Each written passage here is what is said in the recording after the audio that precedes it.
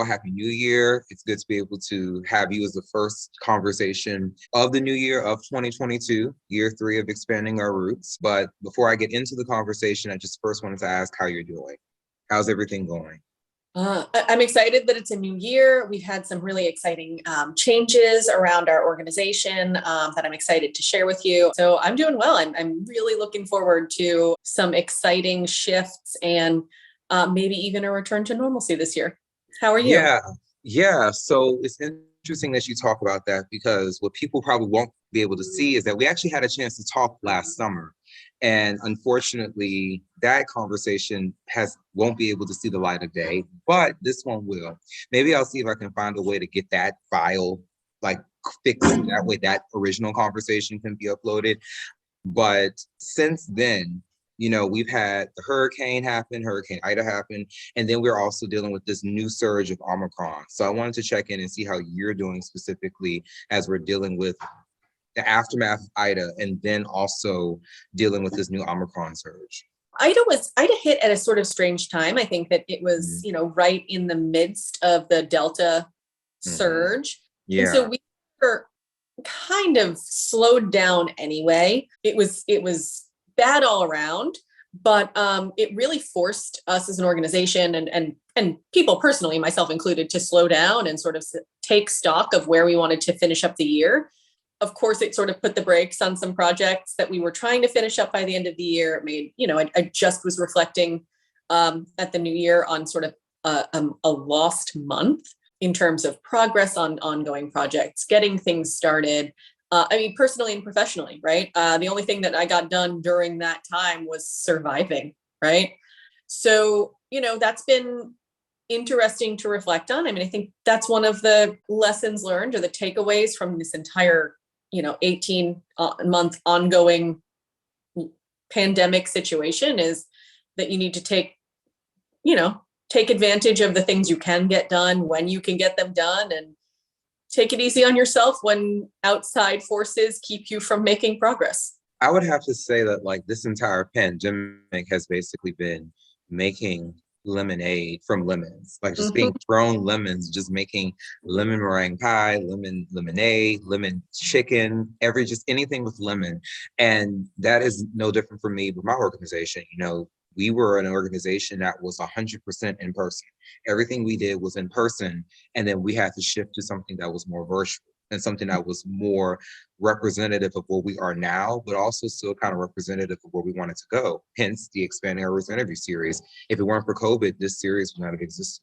That's such an incredible example of pandemic era success. I think there are sort of two camps of people at this point, people that mark pandemic era success as maintaining their status quo and keeping things thriving in the way they were thriving. And then those of us, and Jahi, I think we're in a similar category of really not only how do I get through this and come out the same as I was before, but how do I use this as a cocoon to, come out better, stronger, with more to show for this time. And listen, it's hard. It's been hard. Personally, it's been hard for every organization, business, nonprofit, et cetera. But there are cool things to show for it. And Global New Orleans, last time we talked, was called the New Orleans Citizen Diplomacy Council. We've undergone an entire rebranding. I came on as executive director in July 2020, in the middle of all of this, I guess now the beginning of all of this.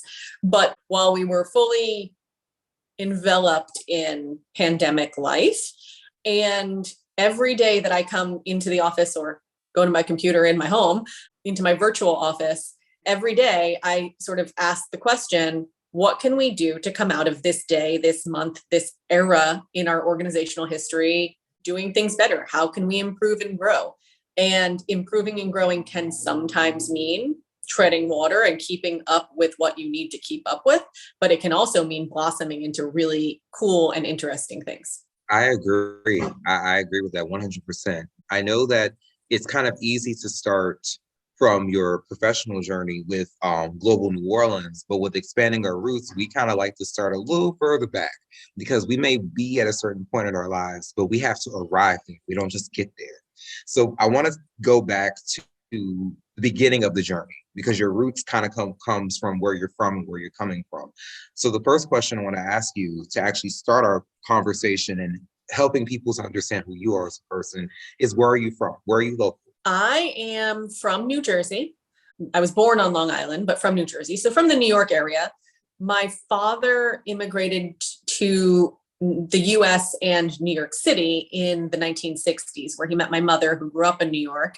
And they kept us in that area for the majority of my early life and my childhood. So I sort of consider myself, I sometimes like to say, a New Yorker, but really I'm from New Jersey. I've got solid Jersey roots, but really global roots. The family that I have is, very international. My family in India is a part of my daily life, thanks to WhatsApp. And so where I'm from is sort of really an international question. I mean, I think when we go back really far, I've lived in New Orleans though since the 90s when I came for college. So I'm practicing being a local New Orleanian, going on 20 something years, but I don't know that I'll ever be officially local. I think that the thing about living in a place so long and living in different places so long is that you get a sense of all these different cultures and all these different influences. Like when people in New Orleans do things very differently than people in New York, and then people in New York do things very differently than people in New Jersey. But if you've lived in those places long enough, you kind of pick up the language, you pick up the cultures. Based on what I'm hearing, it sounds like you've literally been expanding your roots before I even created the motto for 821, which is expanding our roots, which is cool. Tell me a little bit more about growing up in New Jersey, growing up in that tri-state kind of area that usually is associated with the New York area. It was such a cool area to grow up in part because of how many cultures are really represented there. It is so incredibly diverse.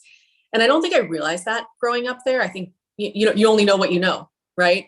And so it never occurred to me that it was interesting or different than any place else in the US, that in my small elementary school class, there were kids whose parents were from Japan and India and China and Guatemala and Salvador and right? Like it was incredibly pluralistic. This group of 30 kids in my little, first grade class, and half of us had parents who weren't born in the US. That's not necessarily indicative of most United States elementary schools. And it was so normal for us. And that, as kids, that seeps into everything that you do. It was so normal for me to look around at lunchtime and see all these different cuisines represented. It was never like, oh, what's that food? That's weird. It was always like, oh, that's what this person brings for lunch. It looks really good. Do you want to trade?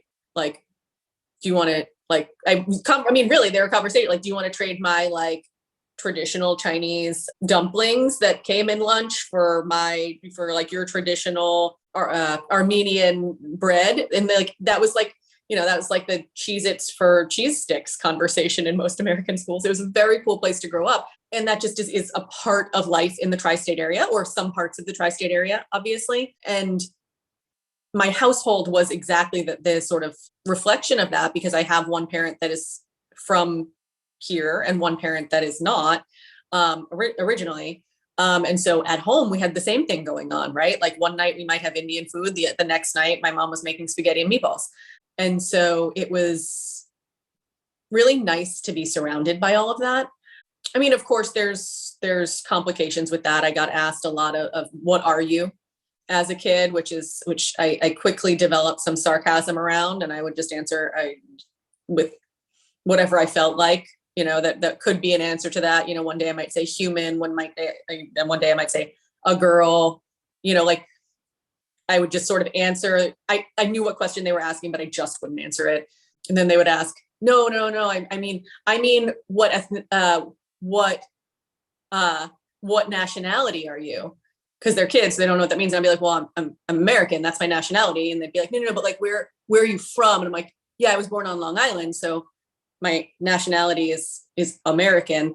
And I knew exactly what they were asking the whole time. And then I would finally say, I think what you're asking me is what my ethnicity is, and I'll answer you when you learn what that word means, which was not a very nice way to prickle my back up as a second grader or whatever. But at the same time, I didn't feel like playing their game when they, when half of the kids on the playground were being asked the same thing. I feel like it's interesting to be a young person exposed to difference, because oftentimes we like to say that, oh, we should be colorblind. We should ignore our differences as we're all the same. But even little kids understand that people look different from them.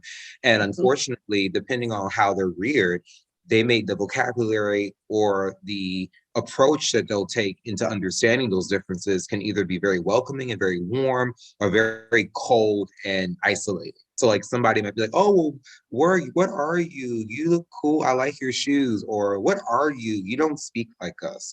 There's so many different, those differences are what people who look or speak differently, they're exposed to when they're knee high to a chicken, as they say. Yeah, I mean, I think that's one of the goals of one of my personal goals. I think it's a goal of, I want to say, almost 21st century America, or at least part of 21st century America, is to sort of harness the power of that inquisitiveness.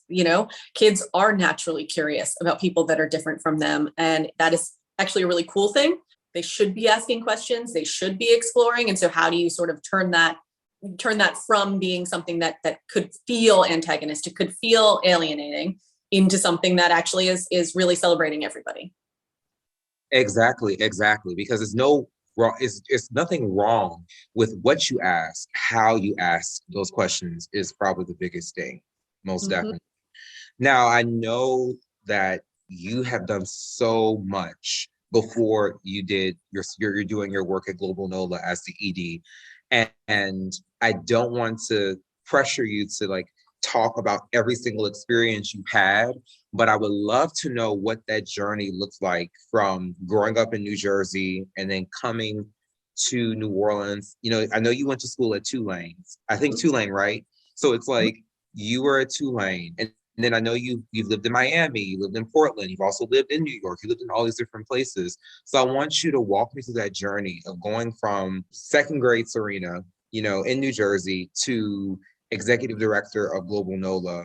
And what were some of the highlights of that journey, if you can tell me about that journey? The highlights of the journey are always going to include all of the times that I sort of left and tried a new place and tried a new thing. And so after graduating from Tulane, I traveled for a while in Europe, but then I landed back in New Jersey to go to graduate.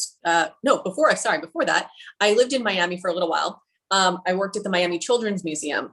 And it was a brief stint there. It was just really, I just really wanted to try a new place, a new sort of culture within the United States. So I was there while I was applying to graduate schools. I went to grad school back in New Jersey to be close to my family. I had new nieces at the time. I wanted to be near them. After that, I worked in New York City, in Harlem for a while, at an Afrocentric art school for kids that had been around for decades. And the work that I was hired to do was to help them sort of transition within the gentrification that was happening in their neighborhood. They were really a neighborhood-focused school, and they were losing their base of kids. They were all moving out of the neighborhood. And their whole model was neighborhood kids coming to this really strong Black institution in a strong Black neighborhood. And that model was so tricky, because how do you keep that going in a neighborhood as it gentrifies? And so I was brought in really to help the senior management navigate some of that and do some development work and fundraising and see what we could do with that. In the end, I couldn't stay in New York for the reason that I had to be in New Orleans. So I loved it there so much, but the pull of New Orleans was just too strong. And so after a while there, I moved back to New Orleans, sort of flying by the seat of my pants, and landed here working for Prospect One, the first biennial here in New Orleans, which was super fun. And before long, I found myself at the Preservation Resource Center, where I was for over a decade, doing all sorts of different work related to historic preservation, education, and events, and bringing people together to celebrate our culture and historic buildings, etc. But I left the Preservation Resource Center to come to Global New Orleans, in part because this sort of call of celebrating our plurality as a city was really appealing to me. I had been a volunteer for this organization for a number of years, meeting with the international visitors that came here through the IVLP program on State Department sponsored visits. And meeting with those visitors was always such a refreshing and cool moment to be able to, I mean, really it was a two-way exchange. We sort of, when we talk about this exchange program, we talk about, it's like a volunteer opportunity for New Orleanians to meet with their professional counterparts and share their story with them. But really I liked learning from the folks that I was meeting with. It was so cool to hear what was going on in my field in, countries around the world. And so it felt like a great opportunity to try something new again. One thing that you said when you were talking about your journey that I really resonated with was the relationship we have to place. I know you talked about that when you were working in Harlem and working with the, in this Afrocentric school and in a place that was changing, and how that school was defined by its place. And gentrification was kind of taking away almost the identity of the school, because the school was connected to being for the neighborhood. But what happens when the neighborhood no longer looks like what you knew it to be? And that's very similar to, what's happening in New Orleans, some would say, with the gentrification there. New Orleans is very strong and resilient to be able to fight against it harder than maybe in other cities, because the city is its culture. But, even in New Orleans, that relationship to place is what makes the city, not just the neighborhood, but the city what it is.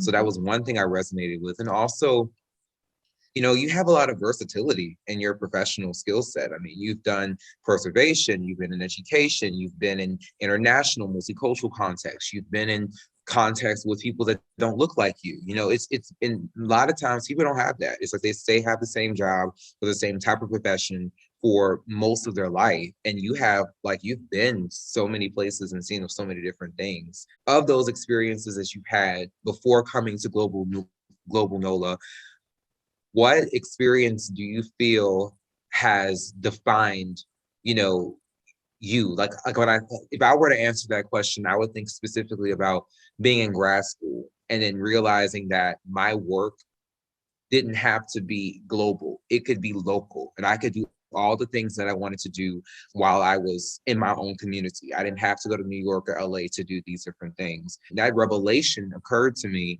when I was in grad school and studying these different things and realizing that I had a deep connection to my community that I wanted to cultivate and nurture, just by studying and realizing how, no offense to my classmates, disconnected they were from their community. I'm going to boil this down to a wildly specific and really random experience as a child.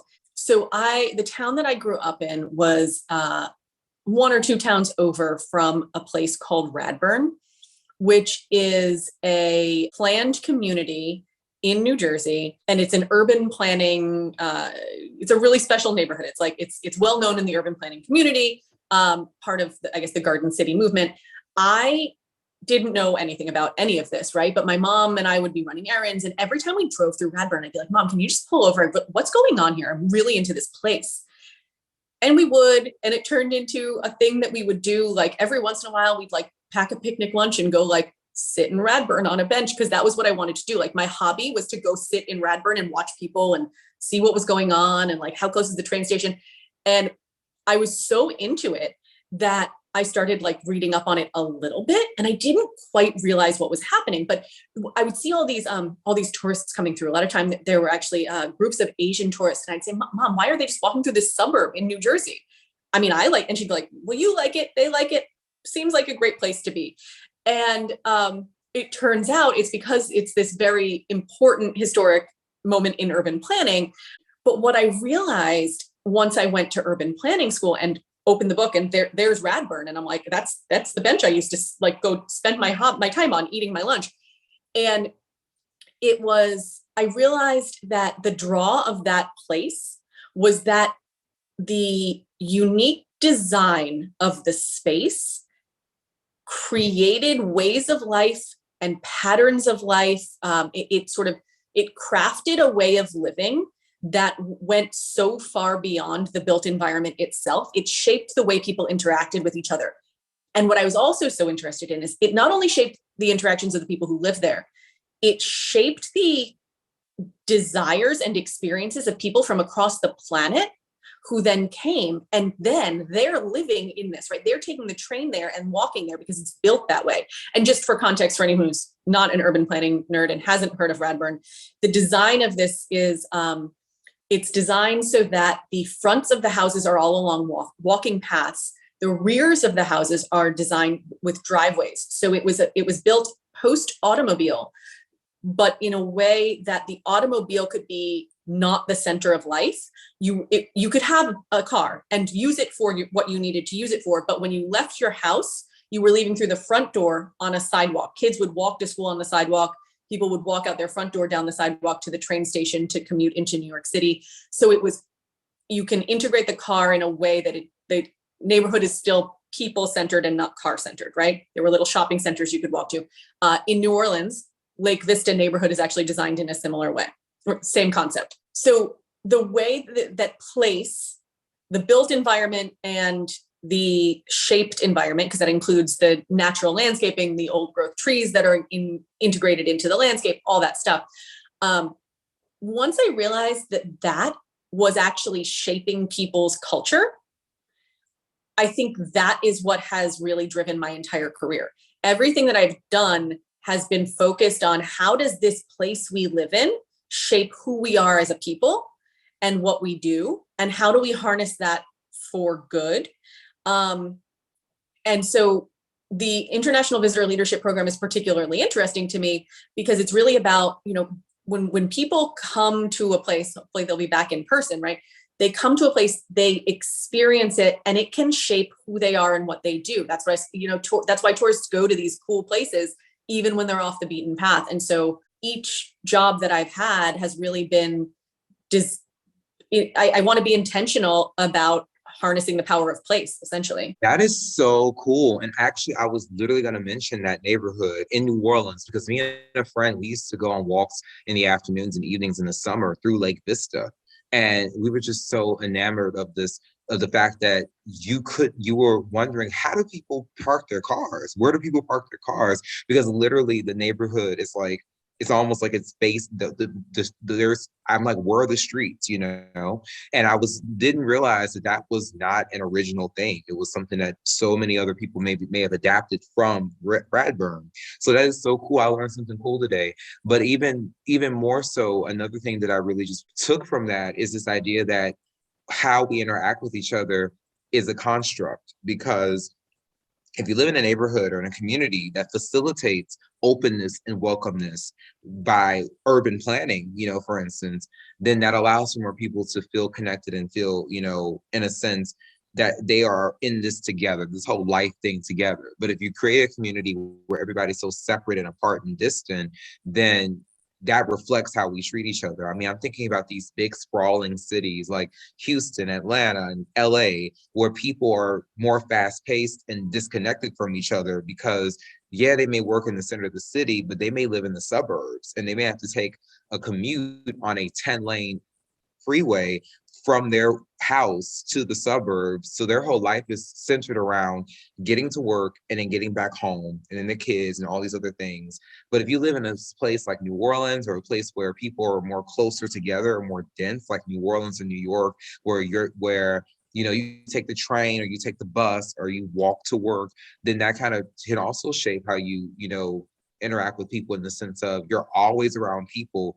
You develop these rhythms and you develop a relationship to the environment that's connected to the people in a way that someone who lives in a automobile centric city would not. Exactly. And it can be manufactured in all sorts of different environments, that type of community and placemaking.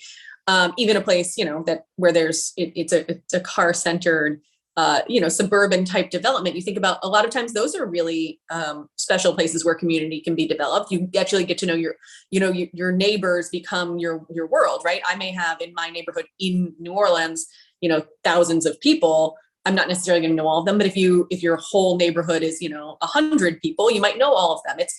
There are all sorts of different ways to do it. And so I think that's the other really cool thing. It doesn't have to be any particular design It just has to be an intentional design. Yeah, I actually want to amend what I said too, because that's true. I mean, even if you live in a suburban community, there's a difference between us. There are some suburban subdivisions that have been around for decades, since the 70s. And then there are some subdivisions that have been around like literally since last year. Like they're fresh off the runway.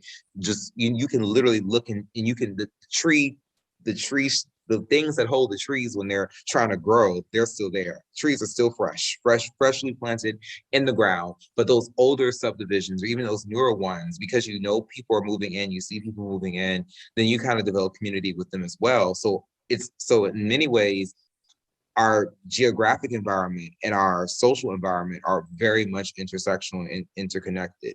Now, I know that you currently don't do urban planning, so I want to move on to questions about global New Orleans. But one thing I did want to ask you that I kind of started thinking about when you were talking about your urban planning knowledge and your, by the way, I used to play Sim City, so I know a little bit about urban planning because I used to play Sim City when I was in middle school and high school. So I built my little cities and built my highways, and it was really cool. But also, I remember you were talking about your experiences growing up in a very diverse area, and then also having this interest and passion for the urban environment and that place and place making. And it made me think about the fact that I didn't grow up with that diversity. I grew up in a small size southern city where it was literally black and white. And we may have seen Latino or Asian folks like every once in a while, but you never really saw them frequently. And oftentimes immigrants didn't have the same relationship to our community as they would in other places because of the perceptions that immigrants were more fresh to the community. They weren't really from here. They didn't really belong here. So growing up, I wasn't exposed to that diversity, but I sought the diversity by reading and seeking out opportunities to meet people. But I often think about this idea of geographic privilege, where you may not have economic or racial privilege, but by growing up or being from a certain community or even living in a certain community, you may have access to more cultural capital or more resources or more cultural knowledge than someone who grows up in another community simply by way of that community being more diverse or more wealthy or more well connected in its infrastructure than other communities. So what do you feel about this idea of geographic privilege? Like maybe where somebody grows up or where someone lives gives them a certain level of advantages or experiences that others who may not have those same opportunities have or don't have, rather. I mean, it's undeniable. Clearly, geographic privilege is at play in, as you say, myriad ways.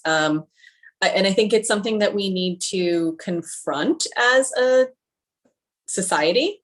If you're not aware of it, you can't fix it, right? So pretending it's not happening isn't going to solve the problem, obviously, right? But I think it is so complicated because how do you provide access in a way that is meaningful and authentic as opposed to sort of top down and here's a thing that we have access to over here that you don't have access to here. I think integrating levels of access is one of the last frontiers of sort of what we need to untangle as a country, or at least bring to the table, right? Not like lots of things need to still be untangled. As an organization, Global New Orleans is really wants to try to look at some of that. The International Visitor Leadership Program is such a cool exchange program because being here in New Orleans, you don't get to do, not everybody gets to just travel and do exchange and see other cultures firsthand. And so if you can, great. It's a wonderful way to learn about new people and expand your horizons. And our real goal is something called citizen diplomacy. It's people to people diplomacy. It's getting to know individuals from all different cultures, countries, ethnicities, religions, etc. Really with the idea in mind that you're more likely to have meaningful relationship, but also do business with, not go to war with, be kind to, respect, etc. Someone for any culture where you have a personal relationship there. just knowing one person who is from any particular group, you're not going to see them in a monolithic way anymore, right? Now you realize, oh, I get it. These are people, which seems so basic, but it's hard sometimes for people. It's hard for anybody sometimes. And when you travel, that's one of the best things that you get, right? If you go to another culture, all of a sudden you're like, wait, everybody here speaks a language that's different than me. Everyone's eating something that I've never tried before. Okay, here's some perspective for me. Everybody's different sometime, right? And for folks who aren't able to travel for 1,000 reasons, whether it is financial or whether it is due to physical limitations, or whether it is due to not having the time to do it because of work or kids or whatever, right? There are infinite reasons why someone might not have access to that. How do you gain that perspective on the world? Well, one way is that if we bring folks from around the world here and you can meet with them and break bread with them, you can still gain those types of personal connections. And so that's what we want to do. Anybody is invited to the table. And so we do, primarily, we do professional meetings. So we work with the State Department to host their sponsored visitors in the widest possible variety of professional fields, so that visitors from around the world can come to New Orleans and meet with their professional counterparts here. Everybody gets to learn best practices from the other, hear about what they're doing, and make a connection in their field in some other country or 15 other countries or whatever. But we also we facilitate the hosting of dinners and home hospitality. So locals here in Louisiana can host visitors for dinner in their home and have a conversation and meet them. I mean, and they may not have anything on the surface in common. And hopefully by the end of dinner, they find out, in fact, they probably do have something in common. And so that is a very small way of democratizing cultural interchange. We want to expand on that, though, because this is not something that should be exclusive. I think everybody on this planet benefits from increased connectivity with other people. I feel like you just answered literally like 5 questions, and like, why do I have 3 fingers up when I'm saying 5?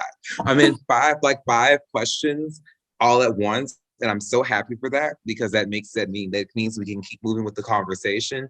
Because I was actually going to ask you specifically, what does Global New Orleans do? And you told me that, and also some other, how you kind of make cultural exchange democratic.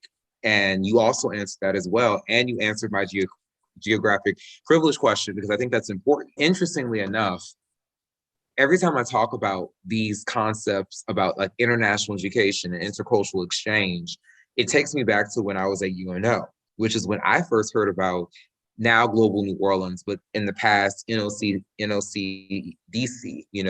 When I was at UNO studying international studies, I was exposed to NOCDC's work because a lot of my classmates were, they were interning and then eventually employed with Global New Orleans. And I actually wanted to do an internship with y'all, but I don't think it worked out. But still worked out in the end. But yeah, but I've known of of Global New Orleans since it was originally NOCDC, and I've known of your work now.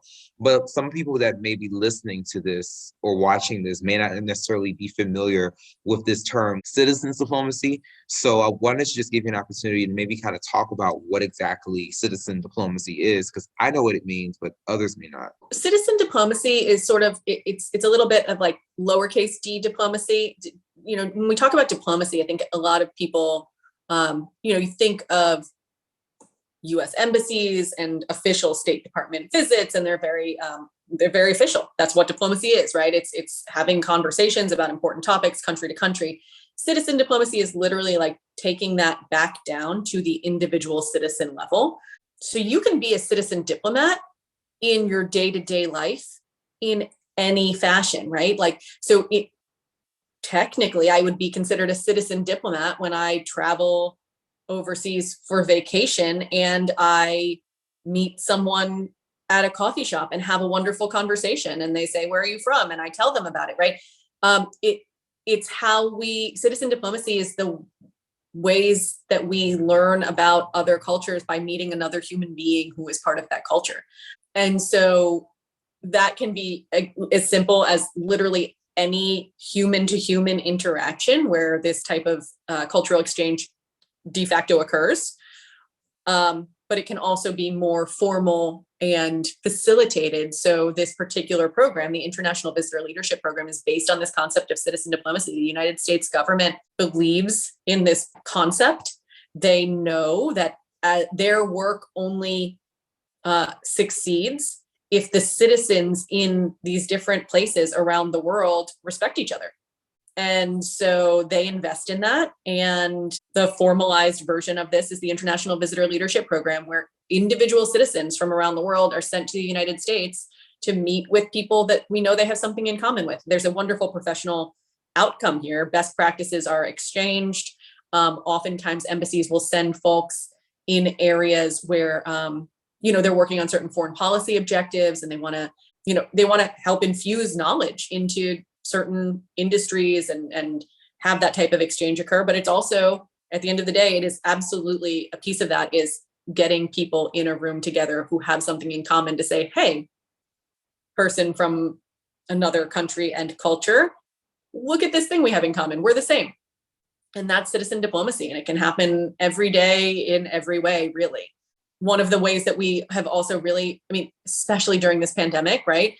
We're mostly stuck at home. Many people who even do have the ability, access, finances, et cetera, to travel are not doing so right now. That doesn't mean that we need to stop with citizen diplomacy. And another piece of this is really embracing our immigrant community here in the United States. We have plenty of plurality in the US and right here in Louisiana.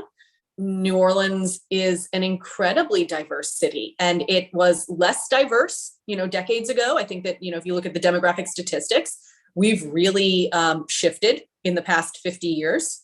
And in my day-to-day interactions, when I'm not, locked down and avoiding people for, health reasons, when we're out there in the world, going to coffee shops and restaurants and businesses and getting things done, we may interact with people from, 15 or 20 different countries in a week, right?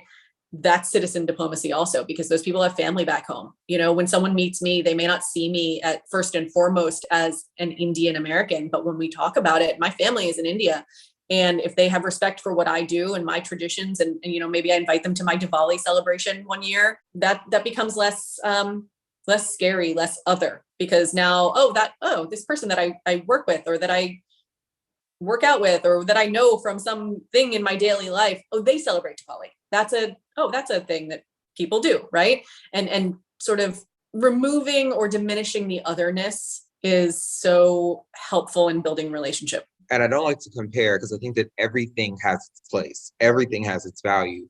But I often wonder if citizens diplomacy is just as, if not more impactful than diplomacy, because of the fact that diplomats do have a level of privilege, economic privilege and status privilege that everyday people don't have. So how they see the world may not necessarily be a true reflection of how other people in these countries see the world. And also the same concept, in terms of politics, diplomats are representing their country's foreign policy agenda and initiatives.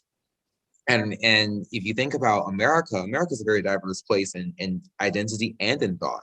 So what the government may have as a foreign policy initiative may not be what a lot of Americans want to be as a foreign policy initiative. And so having everyday citizens kind of dispel those myths about how Americans think, or how, Nigerians or Japanese or Brazilians think, is very important, because it helps us to build connections based on the people and not on the perception.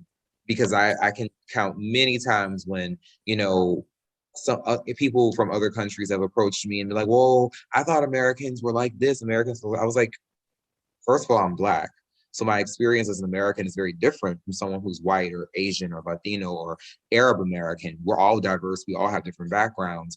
And secondly, the government doesn't speak for me. We live in a country where we're able to express ourselves. So, what the government does, or what our foreign policy initiatives they do, is not something that I endorse or don't endorse. I'm my own person. And I think that citizens diplomacy does a very good job of getting people to connect with people who also have these cultural differences. I absolutely agree with that. I do think, though, that it really takes both. I think you can't have one without the other. You can't have citizen diplomacy without high level official diplomacy, right? Government level diplomacy, and vice versa. And I think that and one of the great things about this country is that you can disagree with what your government is doing. It's a beautiful thing here in this country. And at the same time, though, this country works best when those types of government decisions are reflective of our people and what the zeitgeist is, what their priorities are.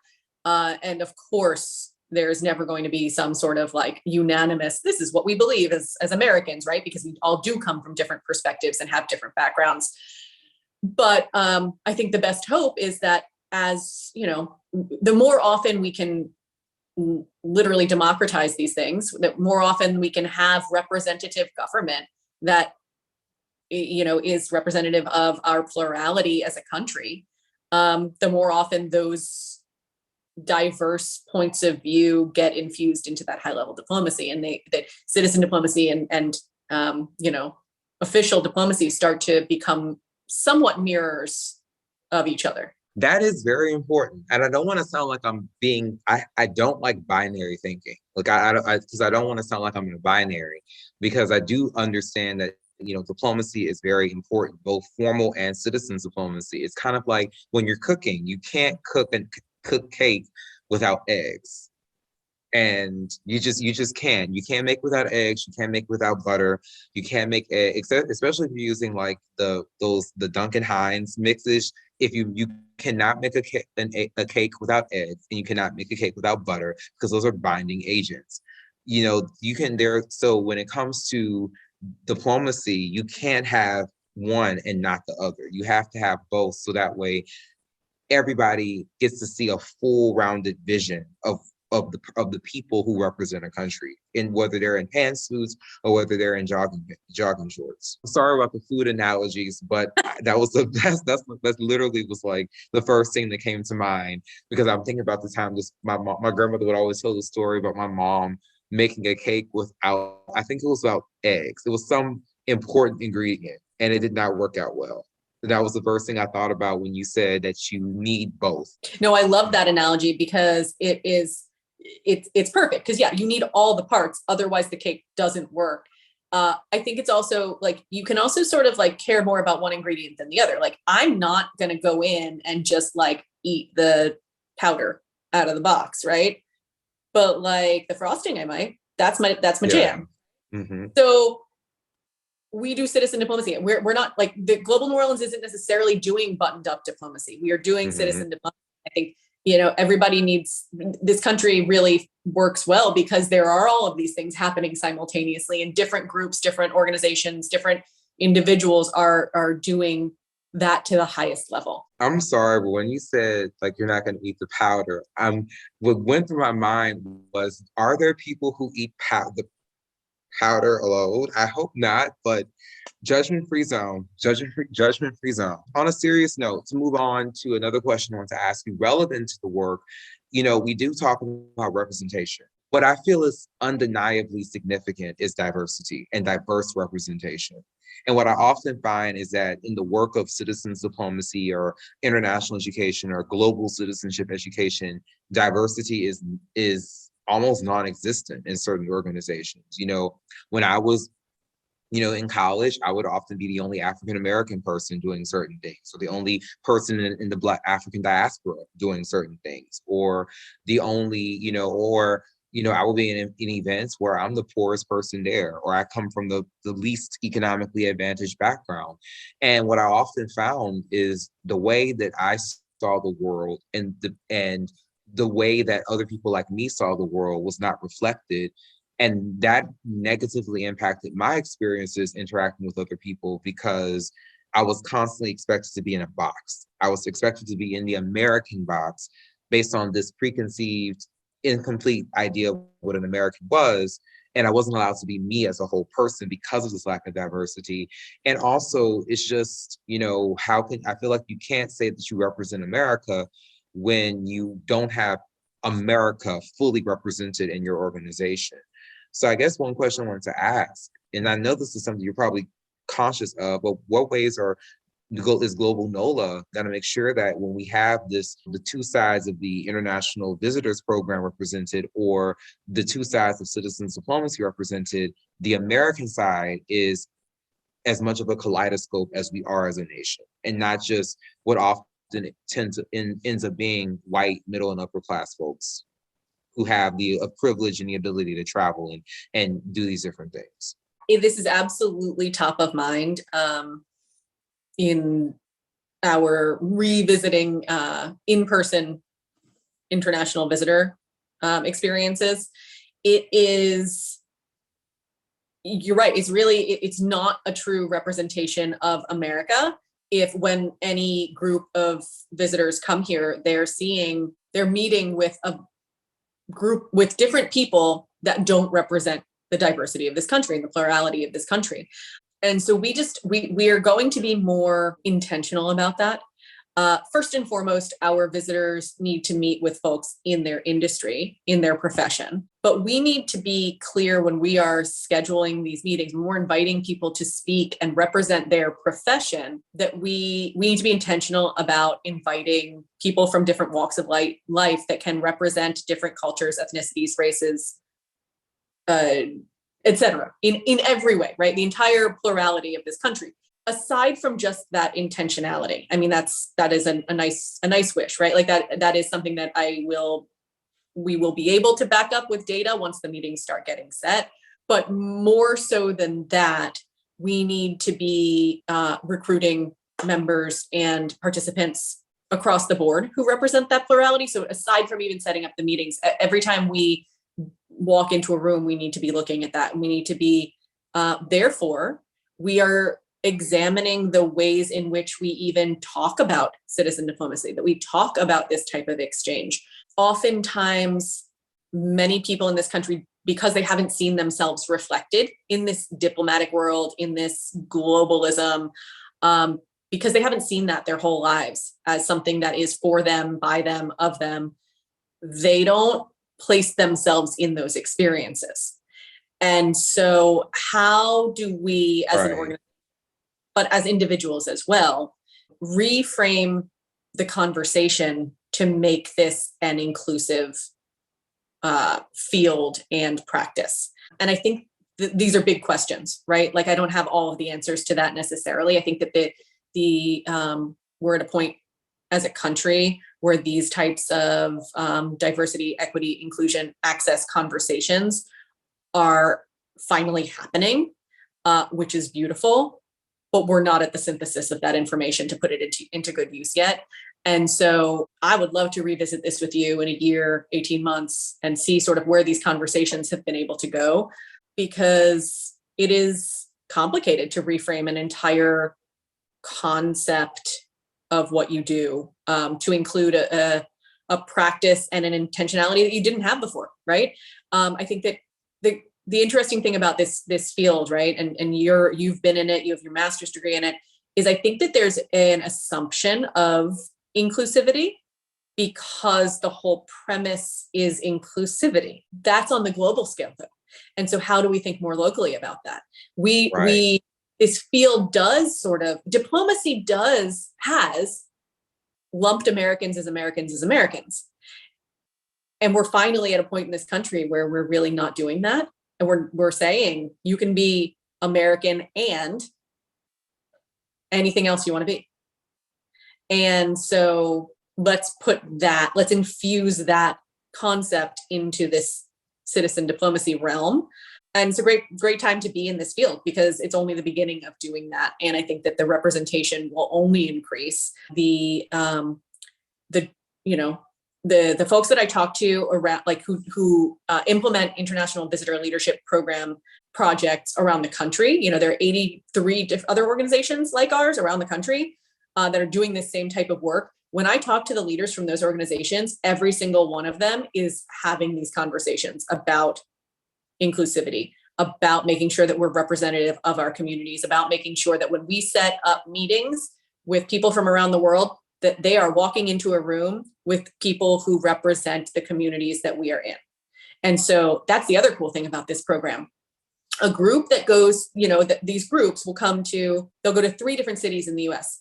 Sometimes New Orleans is one of those stops, but they should be meeting with groups with a series of individuals in New Orleans that looks different than the series of individuals they meet with if they go to Miami or Sacramento or Detroit, right? Like each community should be reflected in its own beautiful plurality. Everything you said was a word, and there's so much that you said that I resonate with very strongly, that I wanted to kind of talk about.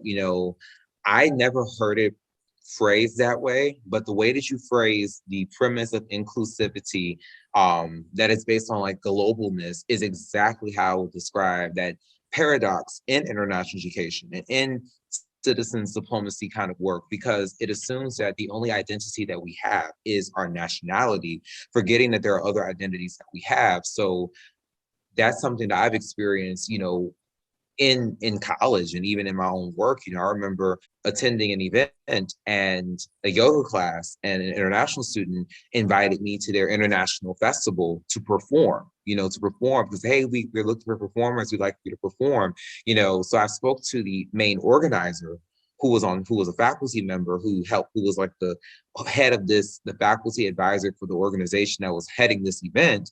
And she said that, it was only for international cultures. And I'm like, but is America not a part of the world? Also, as a Black person, I was kind of offended, because I was like, okay, my culture is not necessarily the same as other people's cultures, and also how do you define American?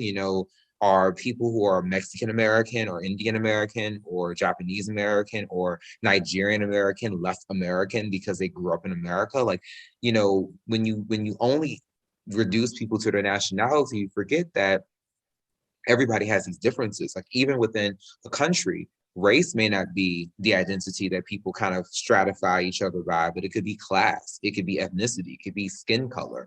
And so when you oftentimes create this sense of inclusivity based on nationality, you unintentionally perpetuate other systems that are of harm, that exclude and silence other people. I mean, if you're only focusing on America, as in America reads as white American, then you may be inclusive in nationality, but you may not be inclusive in race. So therefore, the experience that you're getting may not be truly rooted in realities that are reflective of that country, and you also unintentionally marginalize others who don't fit into that narrative.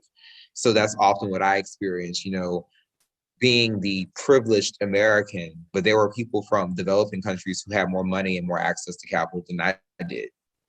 So that was often, like, literally, I had a classmate from the United Arab Emirates, which is considered to be a developing country, but he had maids and housekeepers in his home. And I'm like, I grew up in a developed country, and my mom has been working since she was a teenager, and as a single mother trying to take care of me. So like, how do I fit into this? And yeah, so that's just like one thing that I think should be confronted, this premise of inclusivity, which is inclusive in one respect, but exclusionary in others. It's possible to be both things at the same time. It is, and the intense individualism in this country is one of the great things about that, is that each of us can have as many unique identifiers as we want, right? So I can be an Indian American. I can also be an Irish American. I can also be someone from New Jersey. All of these things are shaping who I am at any given moment, right? So, and I'm allowed to decide when one is more important than the other in any given context, right? And so when we invite folks to participate in the IVLP program, to be the local participants in this exchange, we want to be cognizant of the plurality that can exist within any one individual, right?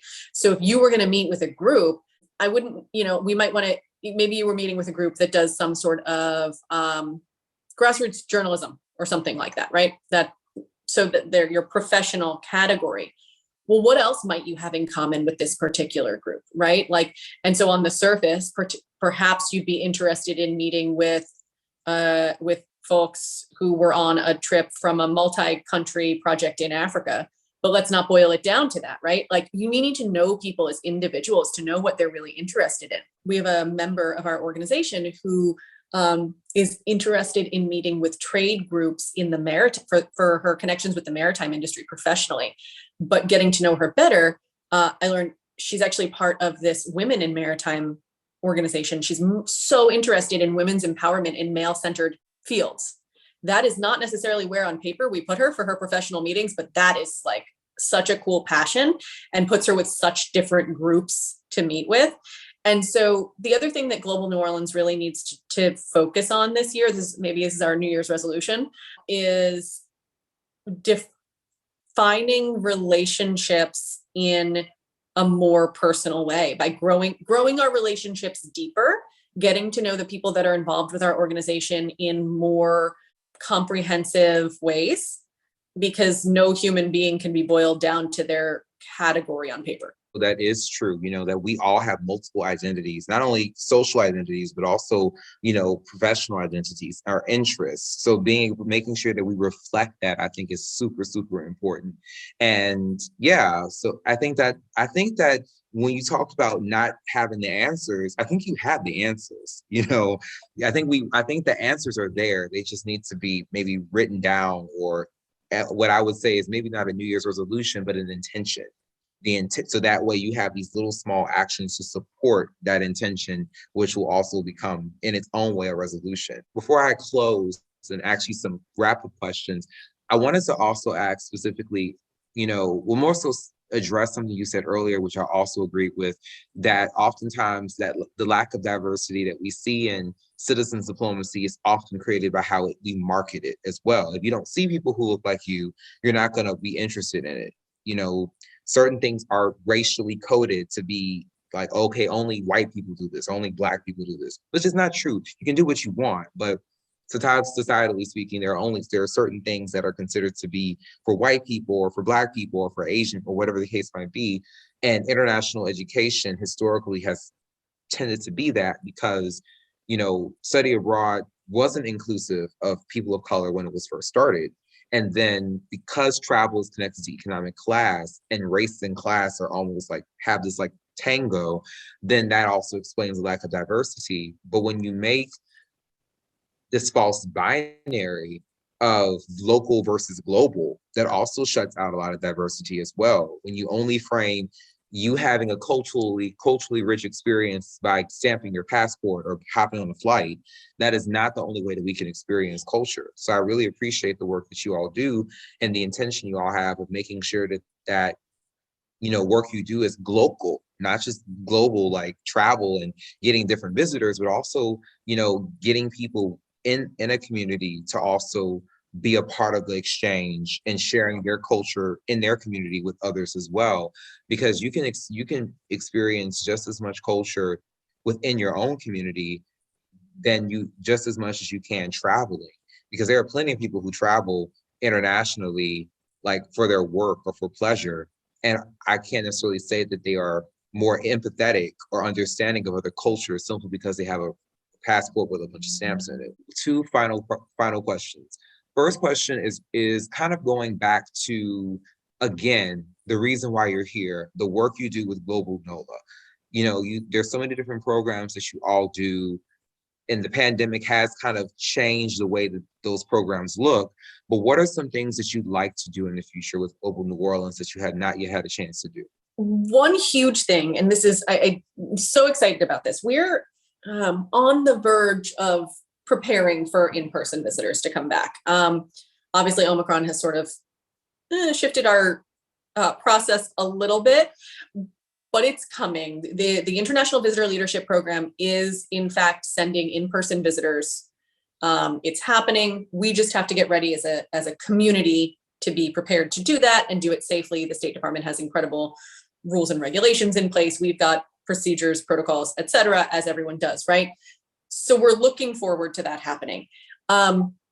One huge thing is we've been doing virtual meetings with international visitors throughout the pandemic, which is fantastic, but it's not the same experience for anyone, for the visitors, for the hosts. And so as we welcome back in-person visitors, we are really, we want to dive in on embracing the best parts of our South Louisiana culture, our hospitality, our food, our music. We want, when we can finally get these visitors coming in person here, we want them to have the most classic experience they could have, including at their professional meetings, right? We will continue to set people up with incredible top-notch professional meetings.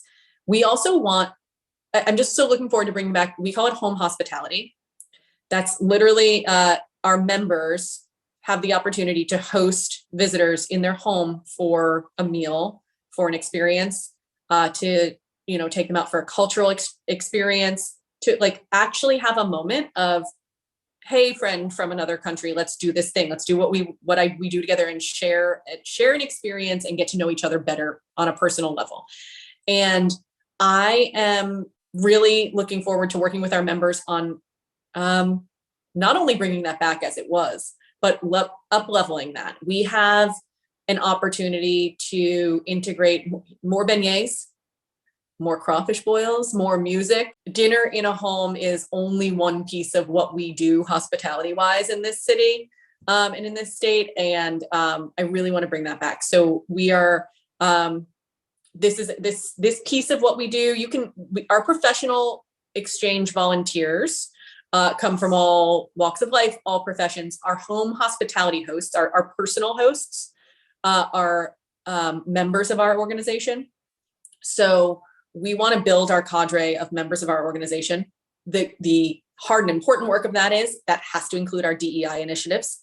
Our membership base has to include, has to reflect the plurality of our community, so that when these visitors are having these personal, fun moments with people in our community, that community is reflective. But I think that's the thing that I'm most excited about, is getting to help facilitate those really personal experiences and have our visitors really see the best of what we do. I'm looking forward to seeing the best of what we do, because we've been, not doing a lot of that. I haven't been to a crawfish boil in years, right? I think that's the part I'm most excited about this year, is like bringing back that piece of it and really infusing global New Orleans and every visit that we facilitate with the hospitality that our state embodies. I cannot wait to be a part of it, because I've always wanted to be a part of these international visitor program visits and be a part of that, but I never could have the time or the money to do it. So when you all start doing that again, and it's pre-COVID,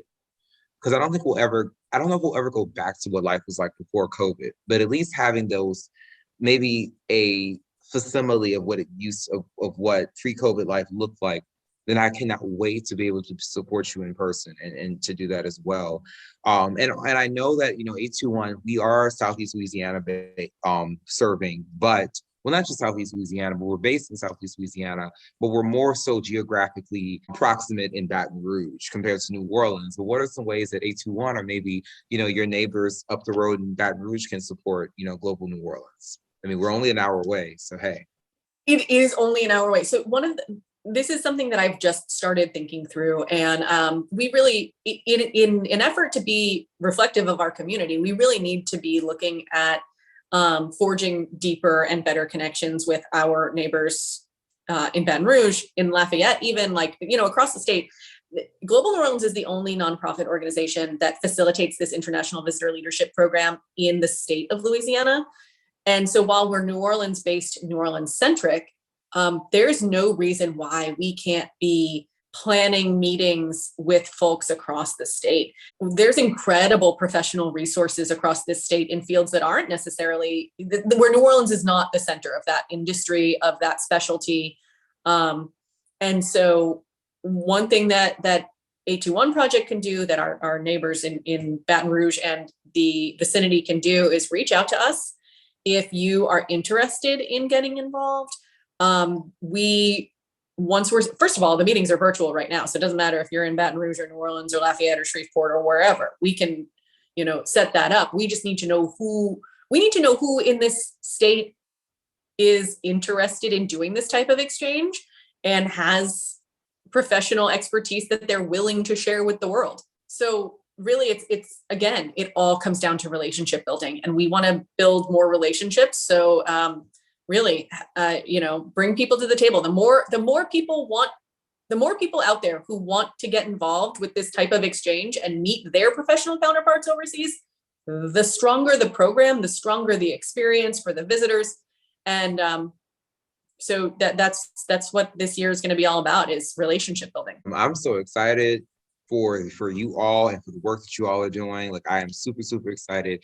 I keep calling this Omarion, like the singer, but it's not the Omarion variant. I just want Omicron to go away so that way we can get back to things, but that can only happen if we're vaccinated and wearing masks and all the good stuff.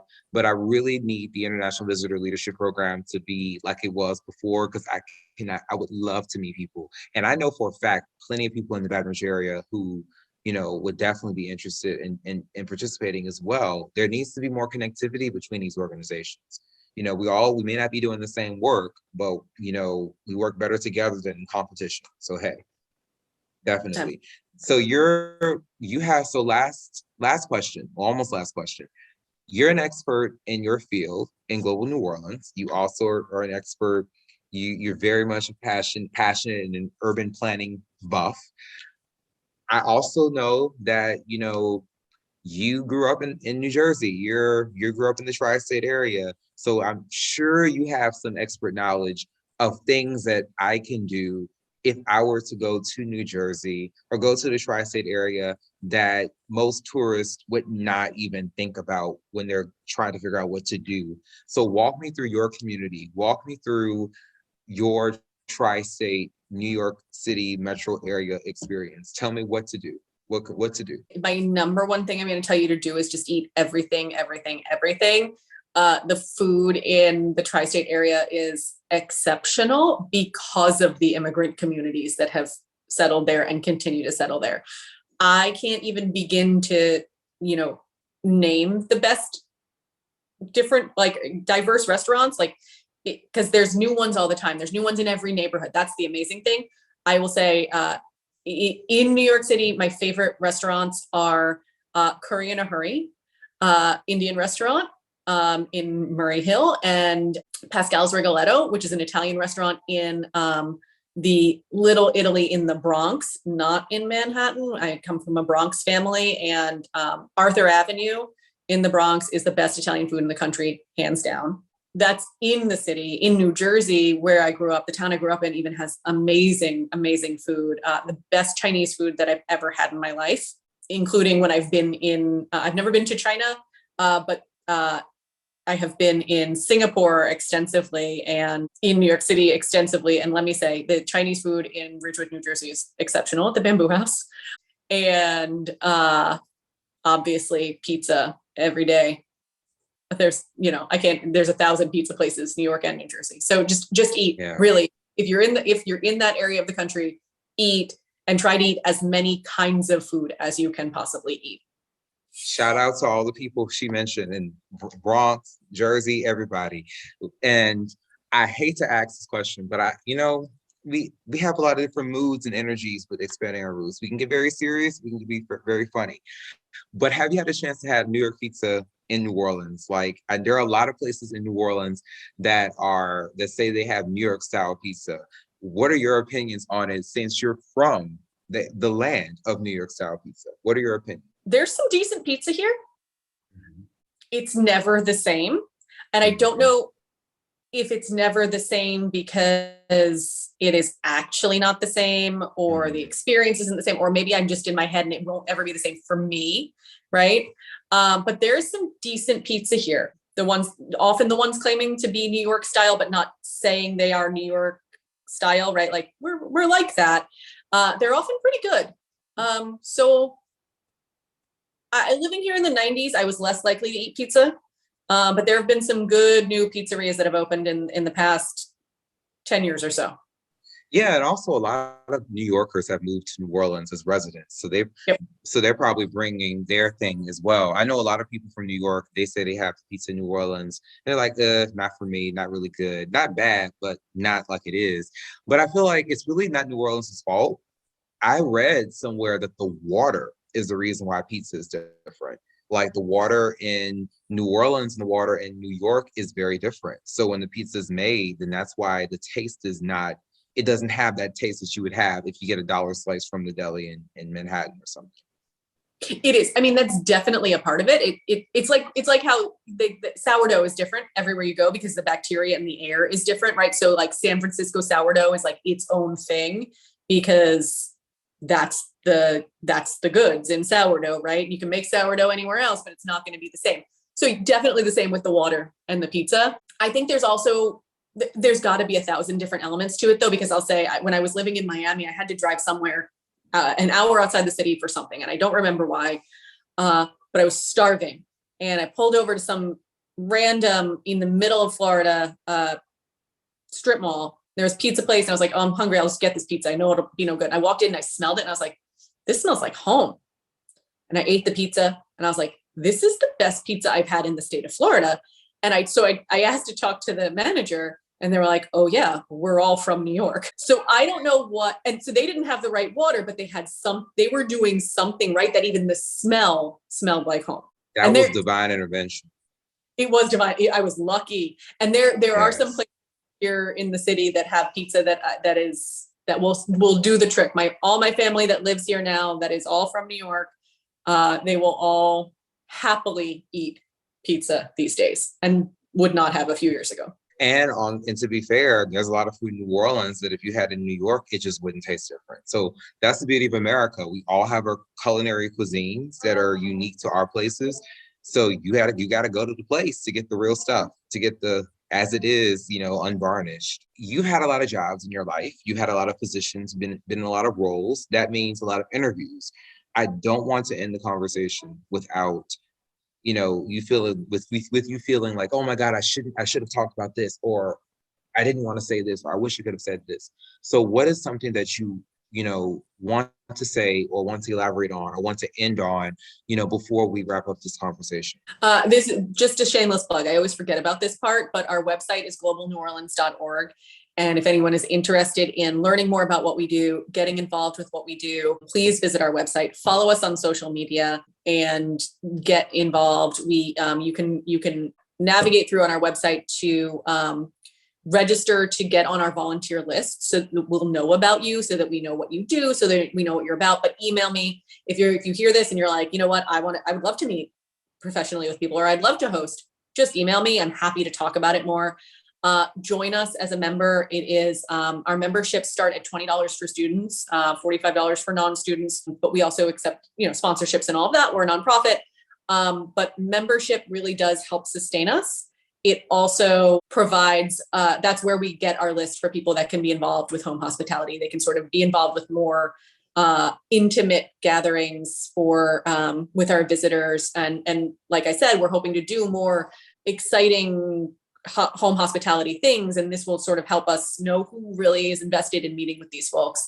Last but not least, we are working on bringing back our World Explorer Supper Club and World Forum events this year. Everything's still virtual. We want to be in person, but we're not there yet. World Forum are a series of talks on any international topic that is pertinent to our South Louisiana community. So check us out on our website and see what we've got coming up. Supper Club is a chef's table experience with a 3-course meal with a local chef of international origin or roots, where you can sample cuisine that you maybe have never tried. Maybe it's cuisine that you love but haven't had in a while.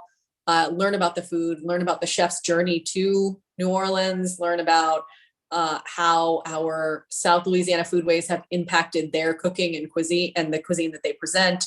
So get involved. We would love to, like I said, this 2022 is about relationship building and coalition building. And so any and all are absolutely welcome. And for more information, please just email me anytime. Sarina, thank you so much for taking the time to talk to me again. I appreciated you taking the time out, and also Happy New Year again. you're the first conversation of 2022. So yeah, I'm just glad to be able to talk to you and learn a lot about urban planning and pizza and global NOLA and all these different wonderful things that I would love to be, as I know so many other people in this community would love to be a part of as we get deeper into 2022. Thank you so much, Jahi. It was good to see you again. Yeah, good to see you as well.